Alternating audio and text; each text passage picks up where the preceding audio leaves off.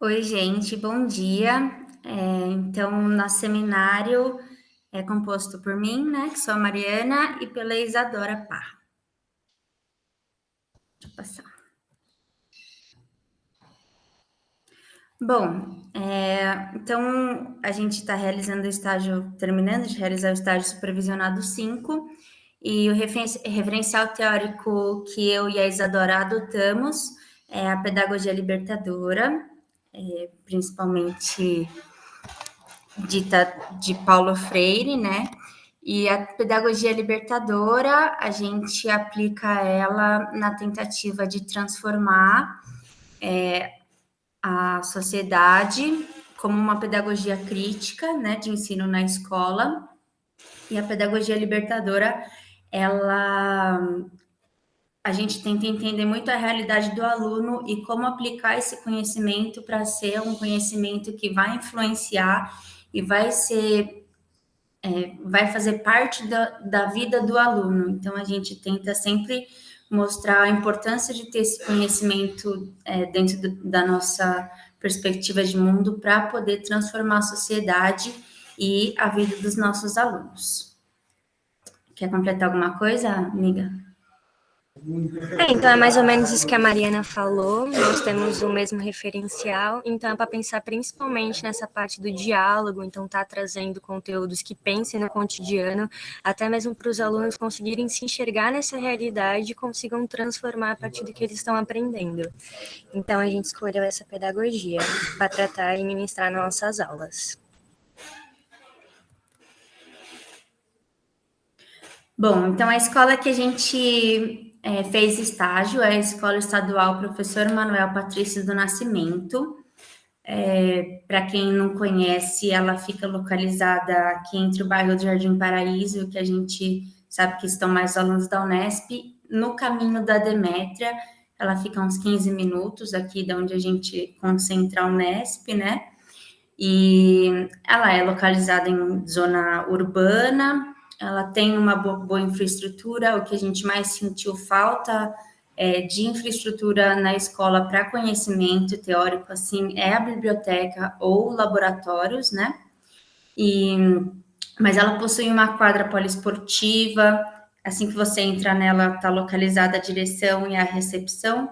Aí tem um pátio com mesas de ping-pong, tem uma sala com computadores. As salas de aulas ficam localizadas no andar de cima.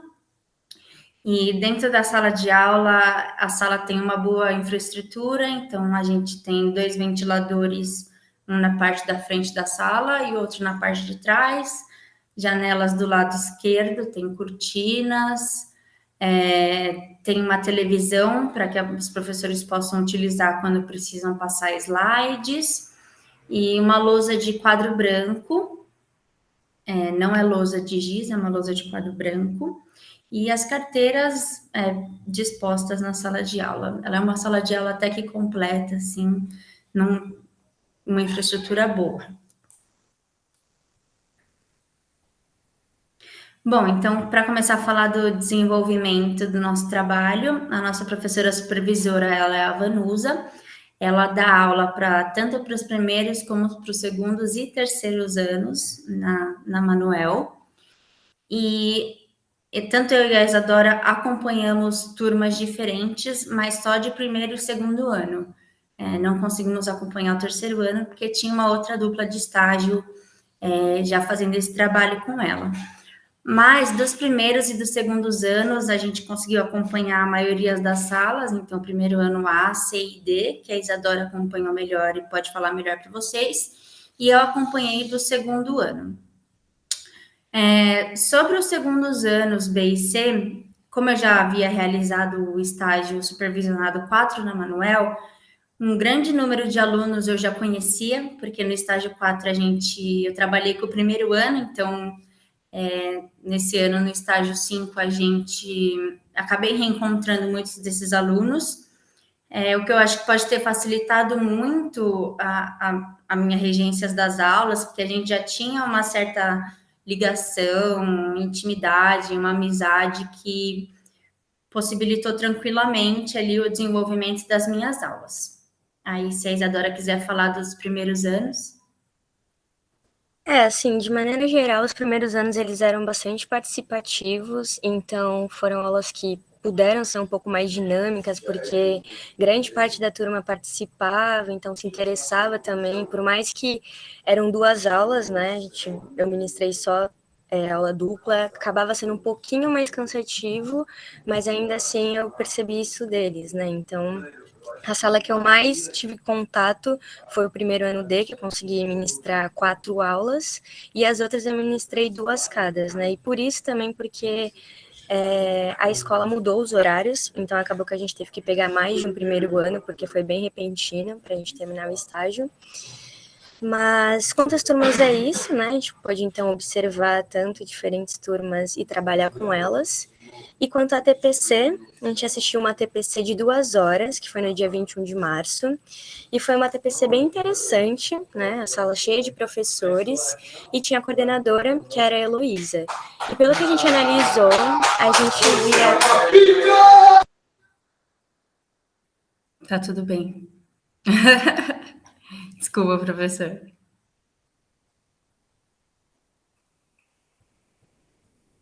Então, perdão.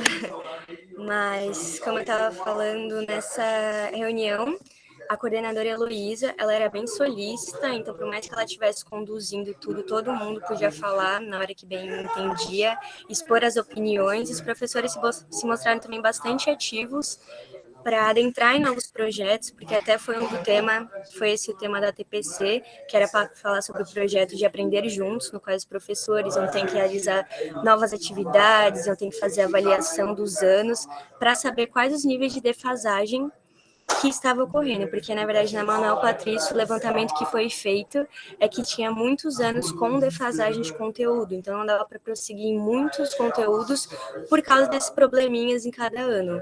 Então foi bem legal, porque todos os professores se mostraram bastante proativos de participar desse projeto, e então colocando novas ideias, atividades mais dinâmicas, para concluir isso, porque é algo que é visto bastante lá nesse sentido de defasagem de conteúdo. E aí, só sobre a TPC é isso. Pode passar. Bom, então, discussão geral dos aspectos observados nas aulas. Eu consegui, então, observar o primeiro ano C e o D, foram aulas duplas, e essas observações foram bem boas, assim, no sentido de como eu trabalhei depois com os primeiros anos, foi bom para ver já mais ou menos como cada sala reage ao tipo de metodologia da professora.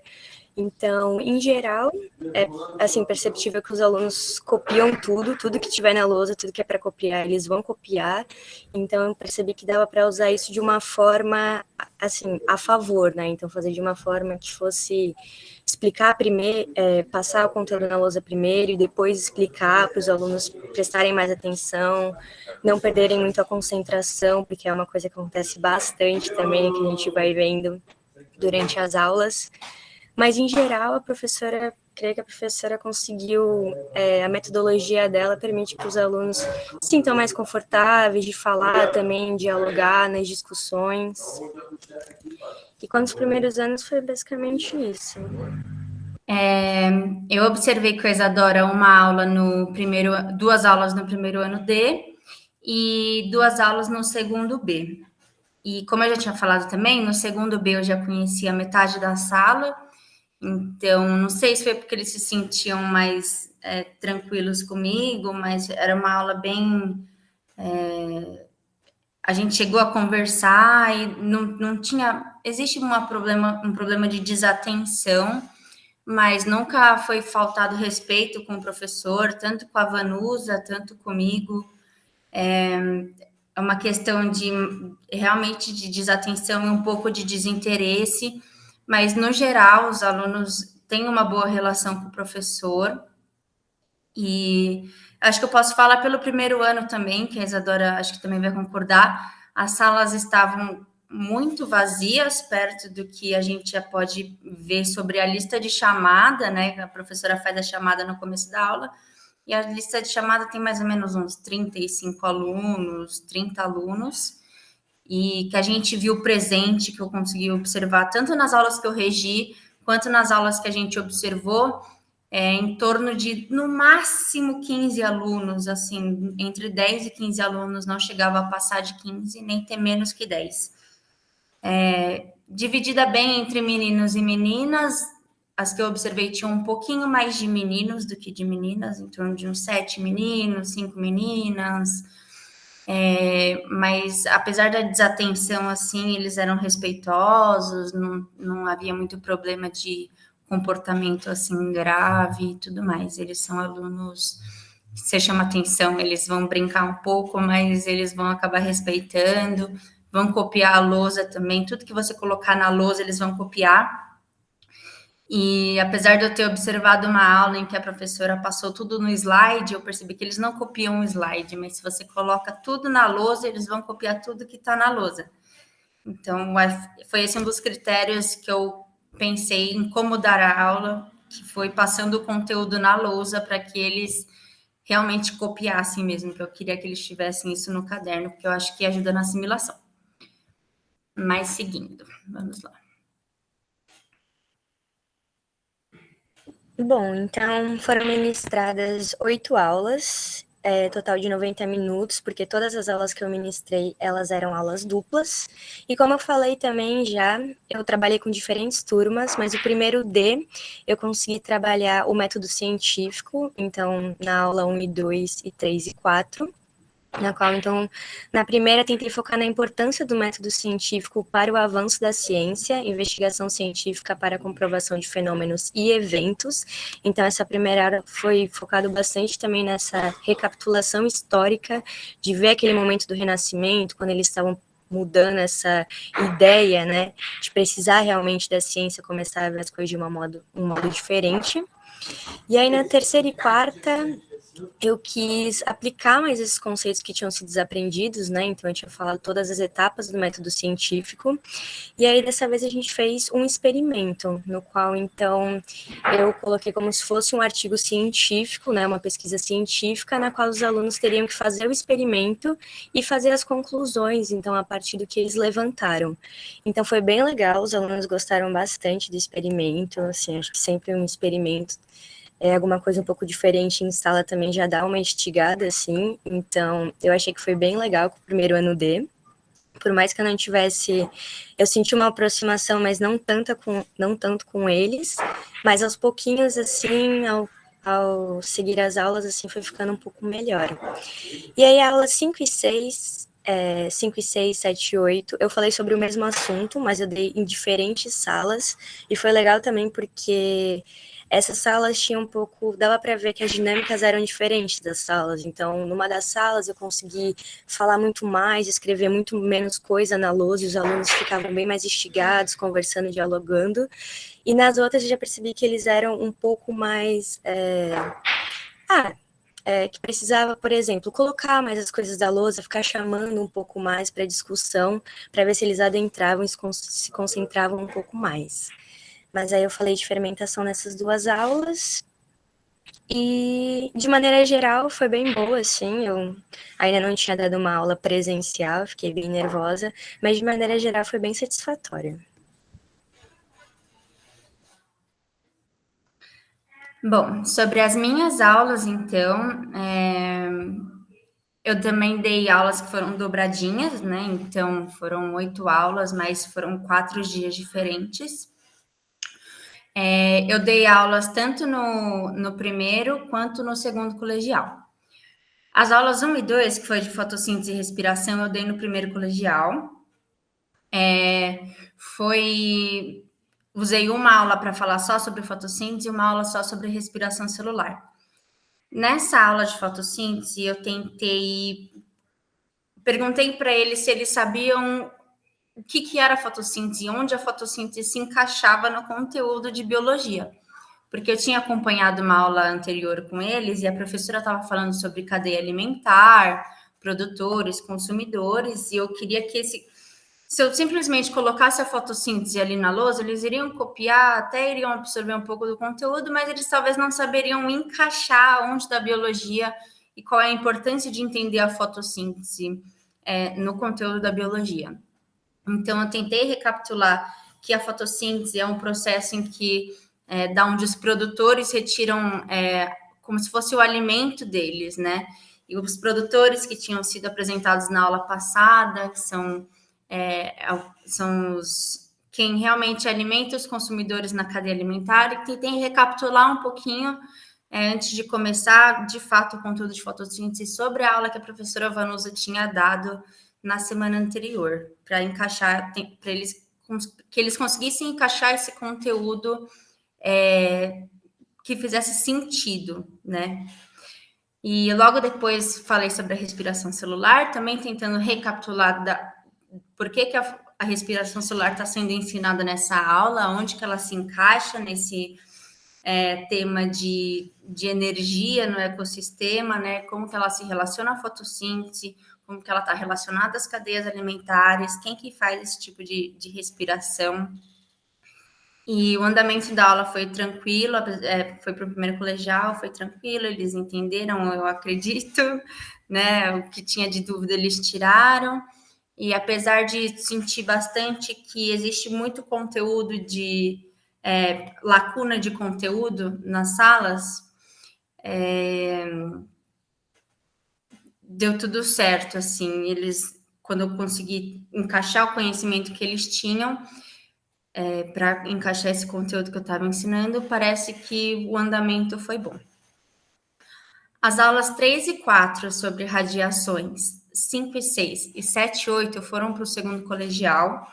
Então, eu falei sobre radiações, a gente falou, essa aula de radiação eu tive que voltar bastante para eles entenderem da onde que vem a radiação, o que é um átomo, o que é um próton, o núcleo do átomo, como que esses núcleos se fundem e sofrem fissão, e de onde sai essa radiação. Eu tive que buscar um pouco, fazer realmente uma base ali para eles entenderem o conteúdo que eu ia dar no momento. Sobre impactos ambientais, eu falei principalmente de desmatamento, e o que foi legal que foi nessa aula eu levei um experimento também em sala de aula para fazer, que foi um experimento que eu já tinha feito como atividade numa disciplina da licenciatura na graduação, em que a gente pega 3 garrafas PETs, coloca uma só com terra, uma com um pouco de vegetação caída e outra com vegetação crescente, completa, né? E a gente joga água e vê o escoamento de terra e de quantidade de água de cada uma dessas 3 garrafas, que é mais ou menos para representar como a vegetação ela segura muito dessa terra e impede essa erosão grande de quando você não tem esse material vegetal segurando essa terra. E eu passei esse experimento para falar de desmatamento, mas também principalmente para conversar com eles sobre o desmoronamento que a gente teve com o problema de Petrópolis no começo do ano por causa das chuvas.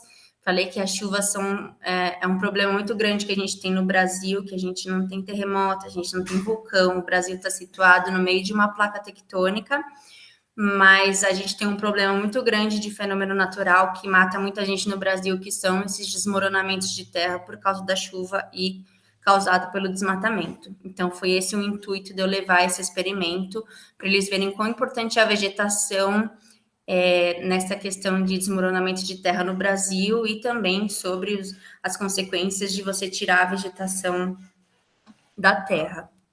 E as aulas 7 e 8 também foram de impactos ambientais, que foram de monocultura e extração de madeira e minério e crises hídrica e elétrica. Foi uma aula mais expositiva, não tive como fazer muito experimento sobre isso. E eles era uma aula que a gente conversou sobre monocultura e eles tinham um pouco mais de conhecimento prévio, eles sabiam falar um pouco mais sobre os exemplos de monoculturas que a gente tem no Brasil, sobre café e cana e soja. Então, foi uma aula bem dinâmica em que a gente conseguiu dialogar bastante.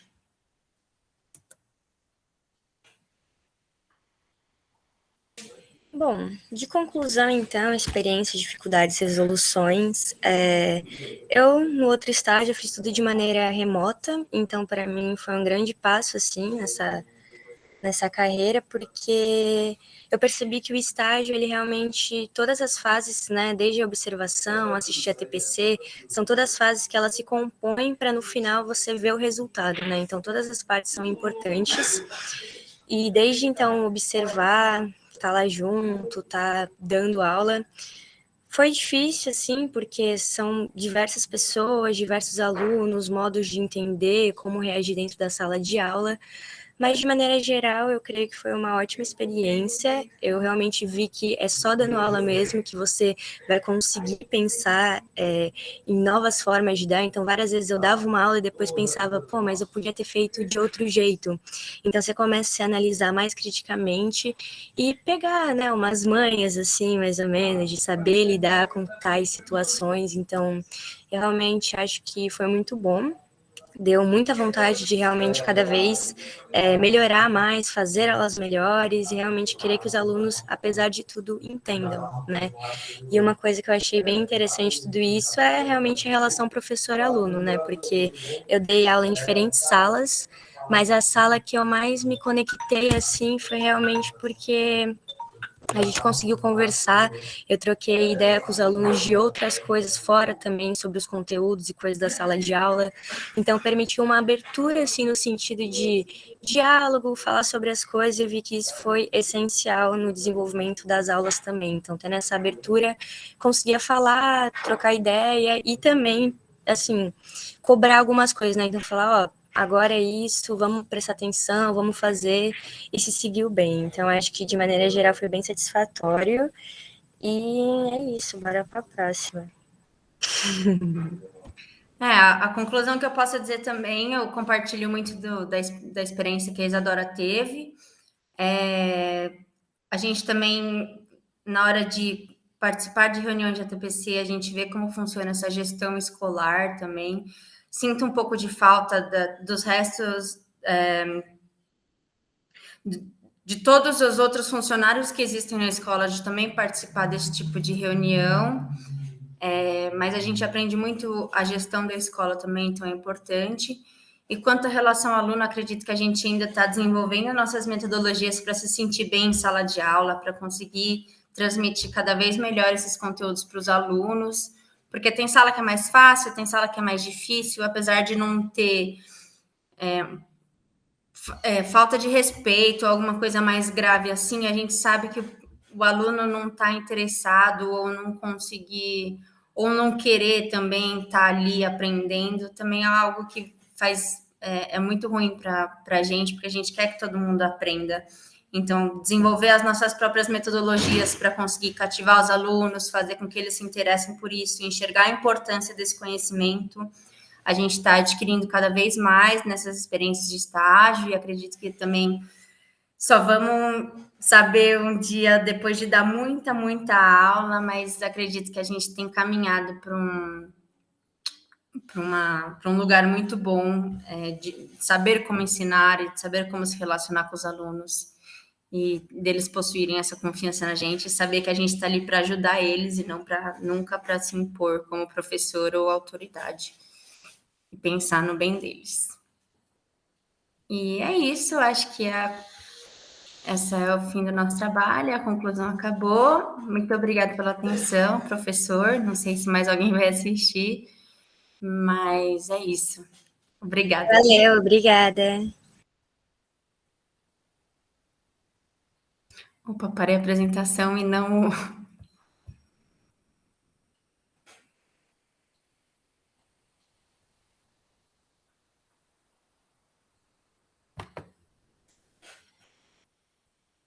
Estou tentando parar, está difícil interromper a gravação.